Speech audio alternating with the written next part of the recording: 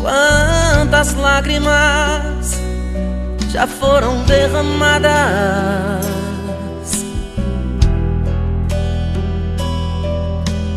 Noites, tenebrosas noites,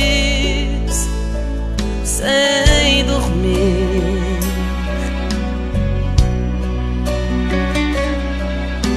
O coração a ponto de parar, vivendo angustiado, pulsando devagar.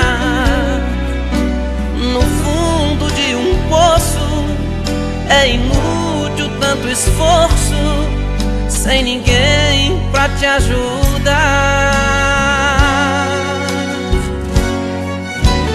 Mas ainda bem que existe um Deus que sente compaixão,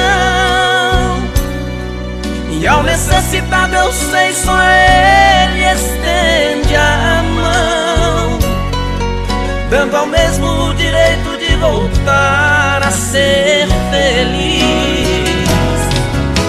Assim está você, machucado, desprezado nesse mundo de ilusão. A visita que você recebe por aqui é solidão.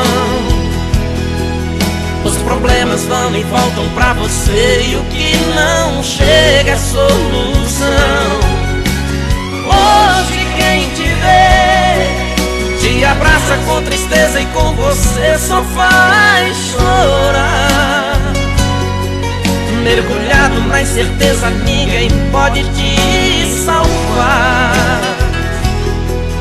Mas eu hoje estou aqui como profeta, e quero agora decretar que só Deus, só Deus, só Deus, só Deus pode te ajudar.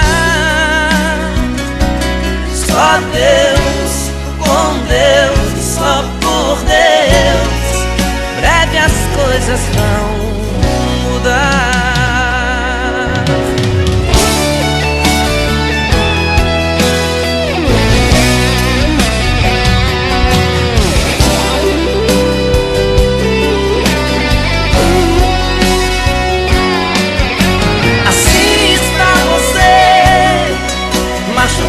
Desprezado nesse mundo de ilusão.